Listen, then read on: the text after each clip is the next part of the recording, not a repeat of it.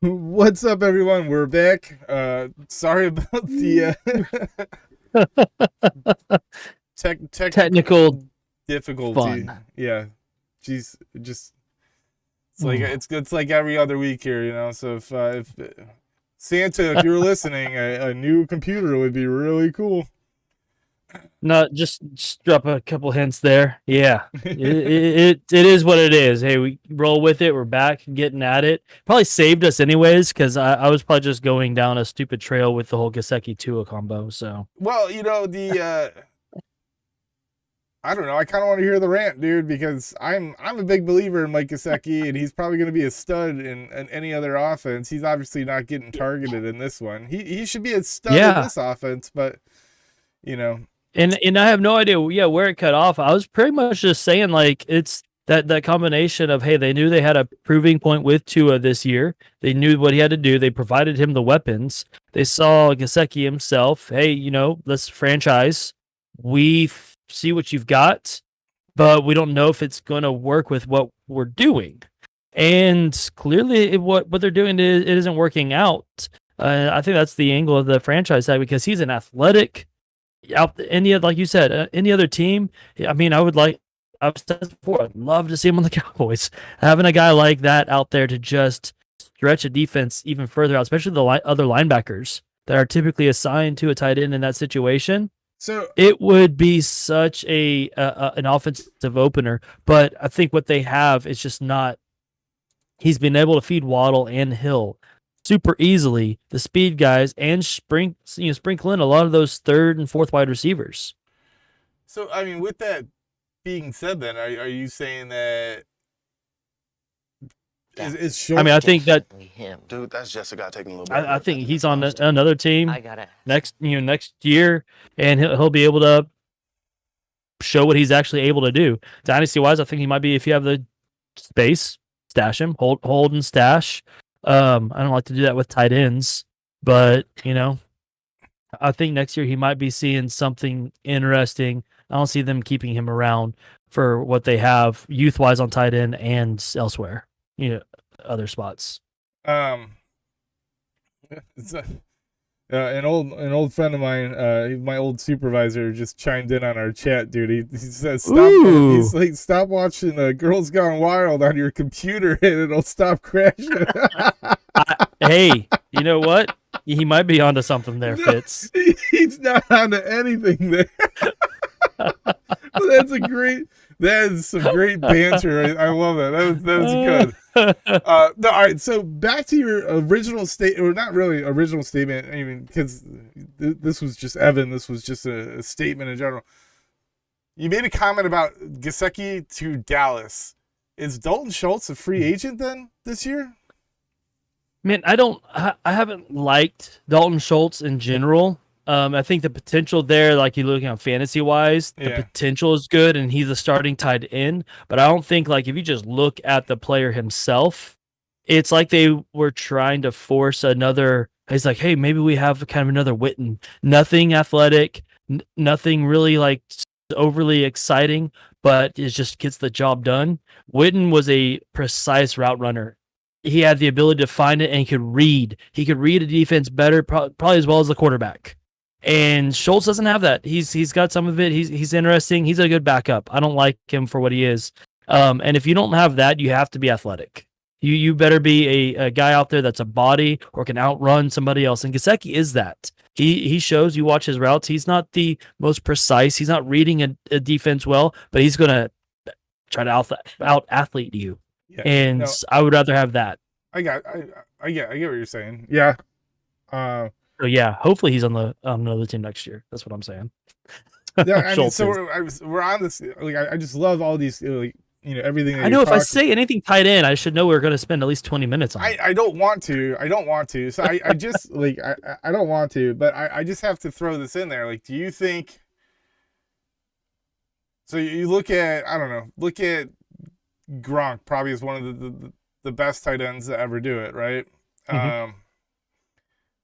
Was he more of a body, or do you think he was a skilled route runner? Like, He had a lot. He actually had both there because honestly, his ability to manipulate a defense was pretty decent.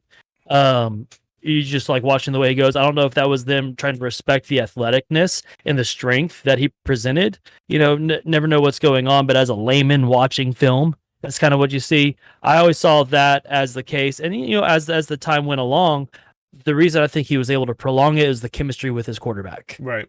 That was what kind of helped bring that along, because there was that safety blanket, that safety net. If he was on another team, or like he went back, came back and played for, I don't know, New England, not New England, New York or something like that, or went back to New England and played for Mac Jones, you probably wouldn't have seen that production that he still maintained in Tampa Bay. Yeah, and I mean, I think that's the same of like what you're talking about now is what you're seeing now with, Pat Mahomes and Travis Kelce. Like, oh, it's just sickening. Beautifully sickening. Yeah, I was way off, man. I mean, my early season predictions were that, he was going to drop in production because he didn't have somebody like Tyreek Hill clearing out, either clearing out down low or taking the top off.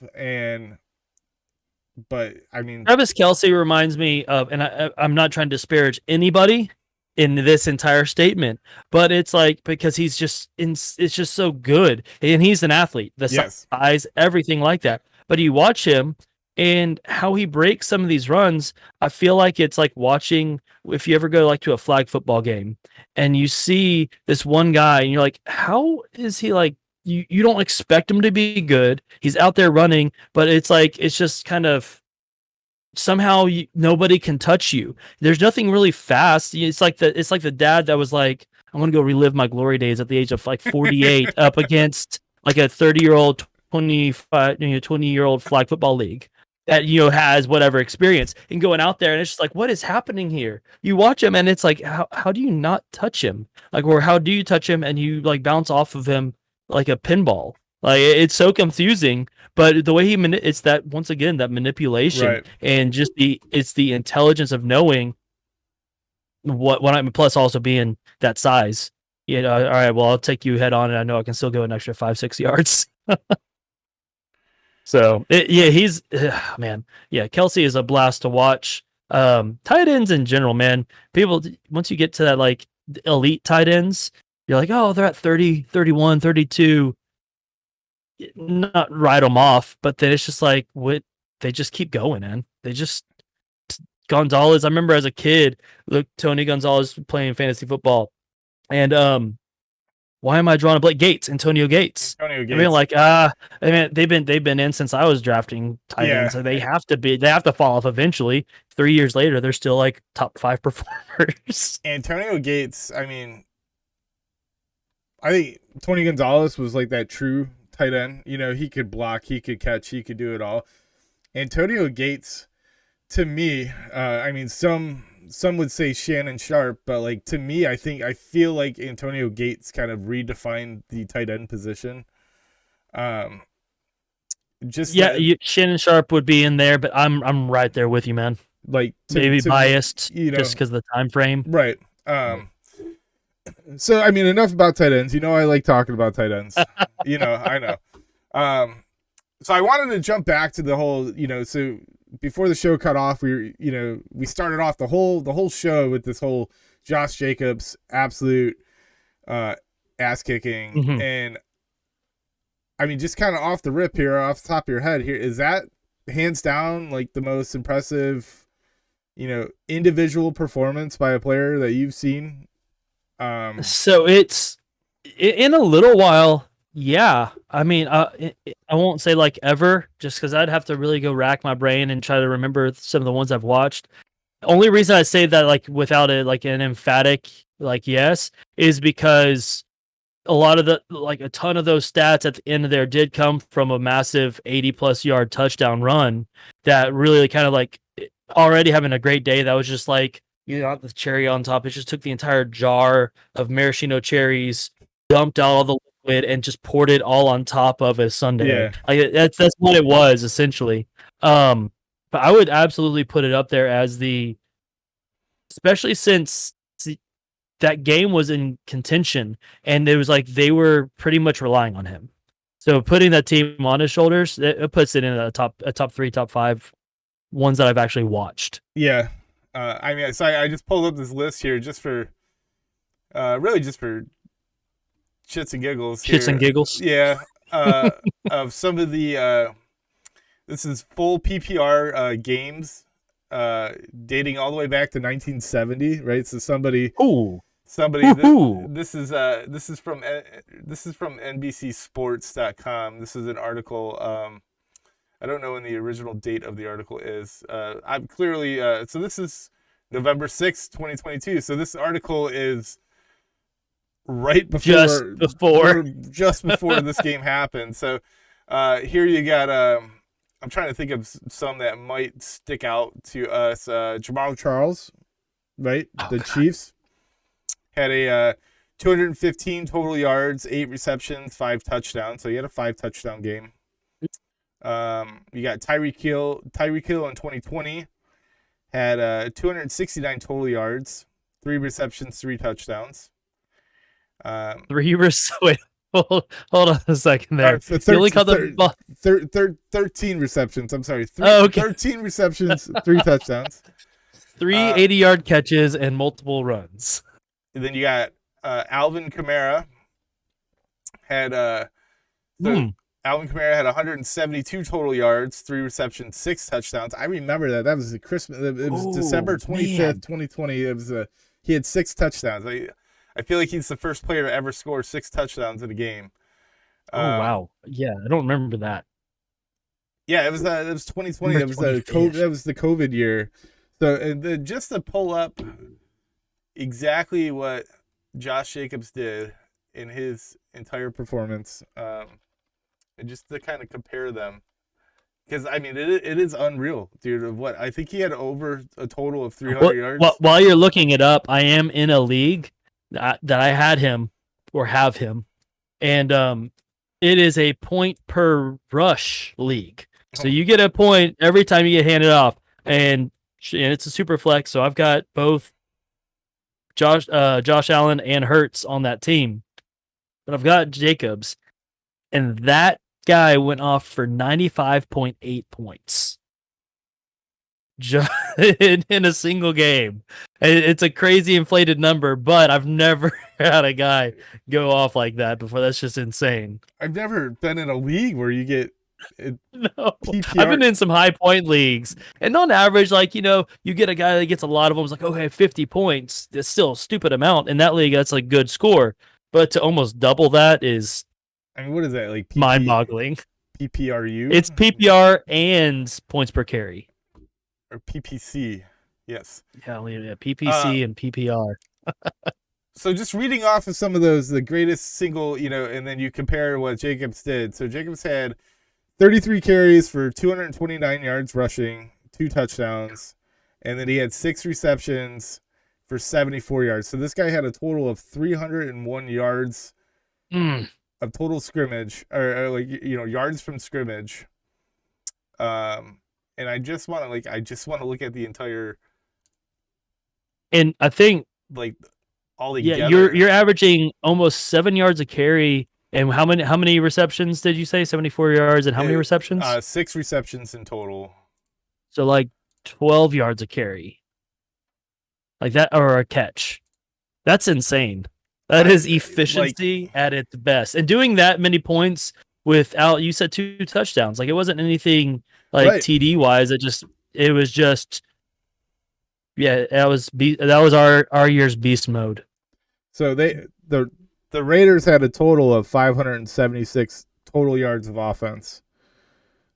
So he accounted for 300 of them. He accounted for 300 of them. I was going to sit here and do the math and do the percentage, but I mean, anyways, man, I just wanted to talk about that because I don't really think I've seen some really great seasons. Obviously you got Calvin Johnson and his receiving yards record and his 2,000 yard season. You got Adrian Peterson in 2012. Like I think it was like the year after he tore his ACL. Like he popped off a 2,200 yard season, right? Like I've McCaffrey with his 100+ reception season. Yeah, I mean I've seen some really amazing seasons, but I don't think I've truly ever seen just an amazing performance like that. Like, and again, like the touchdowns, you're right. Like the touchdowns don't really.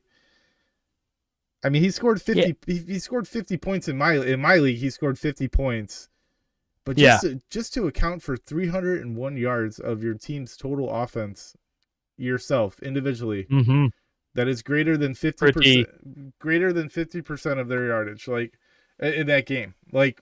And you're not the quarterback. Right? So the quarterback essentially accounts for the other. You know, now I have to do the math. So no. But we've left it linger for too long. I know. This is what we do, though. This is what we do. No, it is, and man, it is a wonderful thing to see on that end, because I feel like that team needed some kind of spark, needed something to rally behind, in general. 50, and 52%. You don't know if that could be it, but just be like, as a coach, you have to be like just salivating at the point of like, man, this is going to be like the calling, like this is what we're going to rally behind. If they don't rally behind that, I don't know what they will, because they've massively underperformed, and really Seattle probably should have won that game. So, I mean, let's talk about that. How impressive is it that Seattle? I mean, you want to talk about, so the Raiders obviously underperforming. I mean, Seattle is completely overperforming this year. Oh yeah, and I think that's good. I think it's good for that franchise, because normally, losing like a quarterback like Russell Wilson, and I think we're going to get into the Broncos here, because in terms of underperforming, I think it's something that we need to talk about. It is just, yeah, but for a franchise to essentially lose your franchise quarterback, right, your Super Bowl winning quarterback, and to turn around and have this type of season that you're having, I mean, this would essentially be you would have thought they shot themselves in the foot at this point, right? Like, you would have thought that the sky was falling, they're in complete rebuild mode, but they're not. No. They're not at all. And that's, I think, what's the most impressive thing about it all, is they are still competing. They're being... Geno Smith has the highest accuracy rating this year. QBR, accuracy, right? Yep. Accuracy, right? One of those. Kenneth Walker, and it really shines Kenneth Walker's we knew he was going to be. I know we were talking about him all along. We knew he was going to come in and be something. It's just going to be a matter of health, and then just getting in there and figuring it out. He's just a beast. He really is. But I think that's a wonderful addition. Like, the draft class that they had is going to go at it, just insane. And that trade in general, I think, is going to go look back, because now they have a top 5 pick because of how the Broncos have been, and they can add. But the thing is, they have a top 5 pick that they can now replace Geno Smith with. And I hate to say replace Geno Smith, because he's done wonderful, but he's at that end of his. He's not the guy who's like, hey, we're riding with for the future. He's just not. He's going to ride you for you can ride him this year, next year, right? And I don't think you're going forward future with him. My question to you, though, in terms him of being able to come through and perform with what Russell Wilson had, right? Like, it's not like whenever they traded Russell Wilson away, they went out and got a whole bunch of extra talent. The only thing they added was Walker and on that side, and Noah Fant, which is not really anything. Yeah, it's not really panning out for him. I know. Yeah, it's not relative. So you're seeing what he's able to do. I think it's I don't want to say diminish, but it's really like kind of throwing you look on the opposite coast whenever Brady went to Tampa Bay, and they're like, oh, well, we're going to see now, is Belichick or Brady the real reason that was going on? Nobody was really kind of talking about that on the Seattle side, but now you're seeing like a massive flip around of what we were expecting. And I really think that should be talked a whole lot more as a stain on Russell Wilson in general, on his whole career, really. Yeah. In the last 2-3 years. And there was all like, I hate getting into the sports drama of things, but there was the rumor mills or whatever that like Pete Carroll and Russell Wilson didn't get along, and this is what really provoked the trade and all this stuff. And I'm like, And now, like, what is happening right now kind of speaks for itself, right? I feel like Pete Carroll is definitely a player's coach. I don't think he overcoaches. I think he loves the game of football. And what I'm seeing out of Russell Wilson and in that entire offense is I'm seeing guys that are being micromanaged and overcoached, and I think that's coming from Nathaniel Hackett. Like, are you seeing like Russell and a Wilson, lack of leadership within the locker room? I mean, and yeah, like I saw this really. You have a. Oh, go for it. I saw this really funny tweet. I mean, it's not. It's more relevant to the Russell, but it was from PFF, and it was like, Russell Wilson's wife Sierra threw him a birthday party, and half the team showed up, and then PFF tried to, which means the other half of the team did not show up, and it was like, it was very like. Have you ever seen the movie? You ever see the movie Draft Day with Kevin Costner? No. I know what you're talking about. I think that's why I didn't see it. I'm like a Kevin Costner fan. Oh, okay. Well, yeah. There's a scene in there when he's like, "How many people came to your birthday? How many of your teammates came to your birthday?"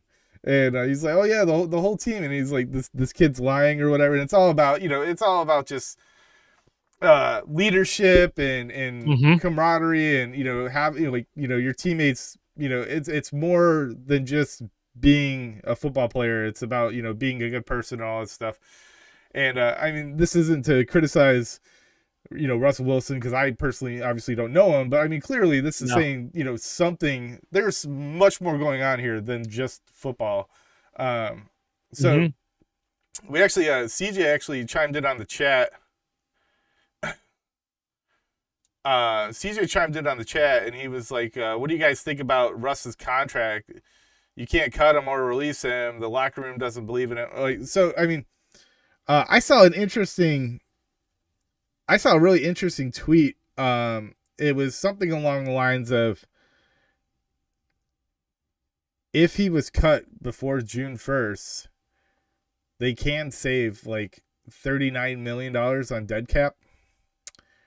Oh, wow. Yeah, it was something along those lines. Like, no matter what, they're taking a hit for it, but if they let him if they let him go, they could still save money, essentially.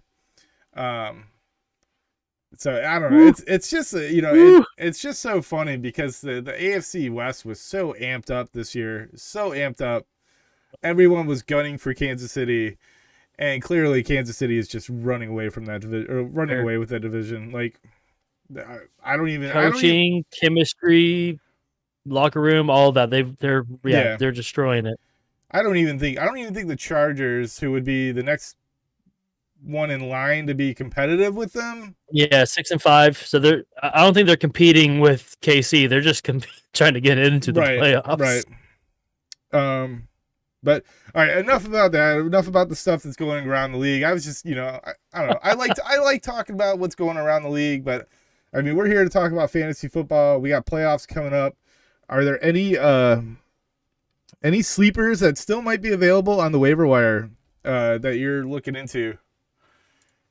Shoot, I can tell you, yeah, right now there are guys that I've been either going for or we're already on somebody's league. I'm like tempted to throw out trade offers. Everybody probably knows of the due to injuries or anything like that, like the Zonovan Knight, the NC State running back at that's playing now at the Jets.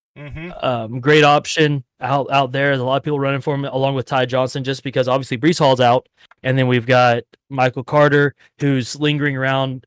James Robinson I think he was a healthy inactive. He was a healthy inactive scratch. Yeah, so that's which is crazy to me. And Zonovan Knight was an interesting guy. Just watching film on him last year, wasn't somebody you would jump out with, but it's somebody who, if he given a chance, which he ran with last week, might try to perform. So somebody you kind of give a look at depending on your roster construction. Another one that I'm looking at that could be super interesting, another young guy, tight end. I hate bringing it back up, but Trey McBride. Yes, Trey McBride is Arizona. Yep.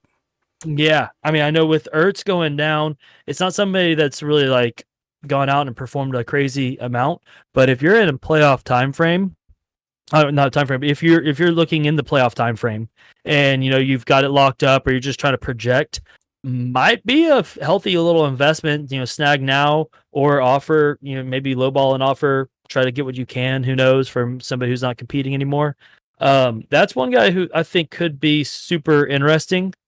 And final one that I'm just trying to pick guys that are, so many dynasty leagues are different and whatnot. But another guy that I'm wanting to throw out there, it's a combo. It's and I hate saying this out loud, Richie James, Darius Slayton area. I mean, Darius Slayton's getting his targets, though. He's getting his targets and his looks. And they're the only ones with Robinson. Obviously, he was out for a while, came in and did great, and now he's down again.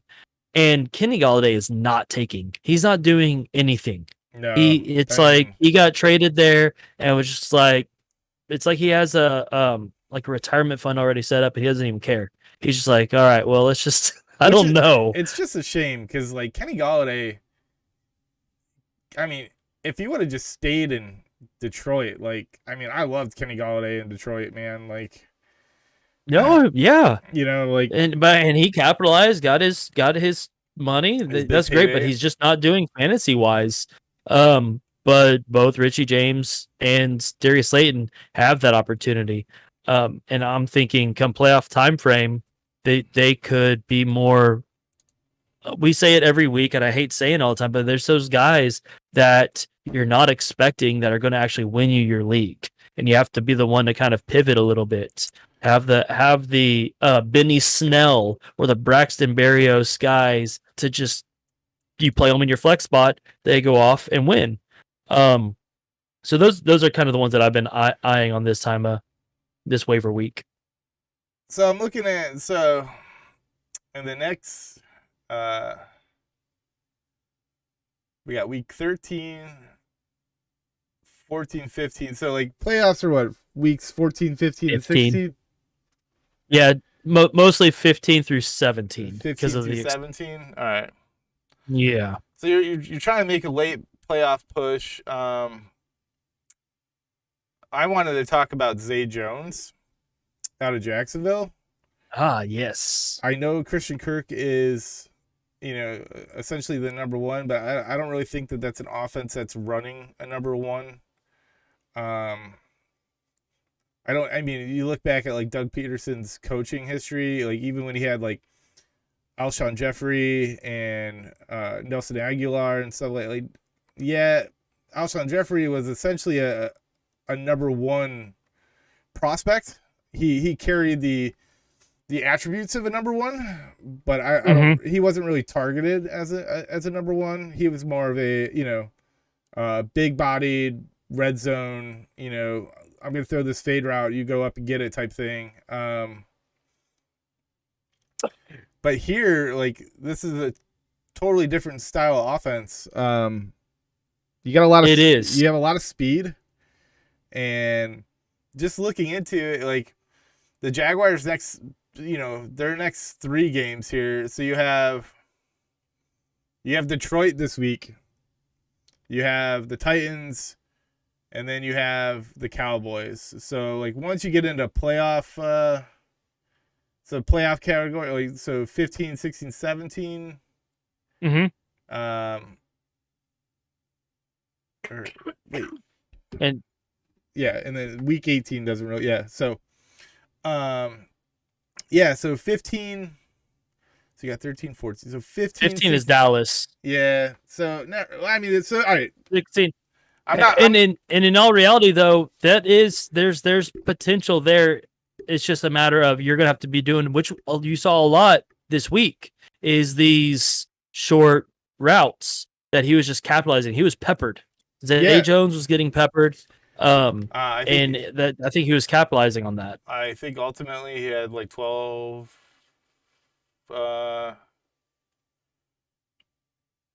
He had 11 receptions. I don't know how many times he was targeted. He had 11 receptions for 145 yards against 14. Targeted 14 times. Targeted 14 times. Mm-hmm.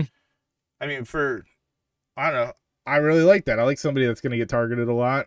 I mean, and clearly catch percentage. You know, he had a problem. I mean, Zay Jones had a problem with drops early in his career, but he seems to kind of come into his own. I mean, it's just wild. Yeah, he has been a lot more consistent in Jacksonville. He's had a couple weeks where I think I'm trying to look through. Actually, no, I'm looking through on here. He had 1 week. He had 8 targets, 3 receptions. Yeah.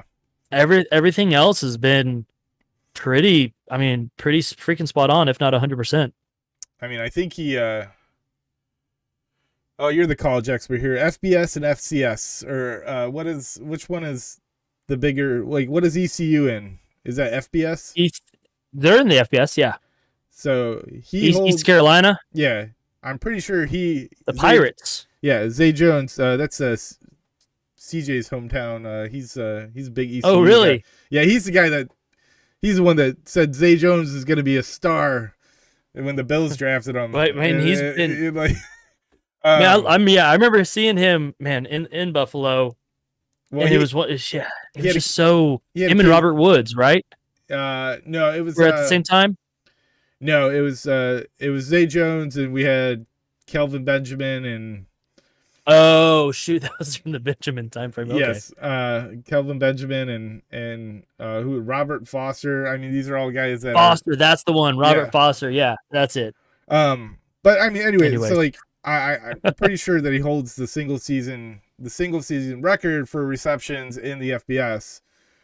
Zay Jones does. So like, you know, I don't know. I'm just, you know, back to the original point though. If he's still available in your league, I mean, he's still available in some of my redrafts. Like, I'd go pick him up because I think he's going to be the kind of guy that, like what you're talking about, that's going to help you make that final push there to either get into the playoffs or secure your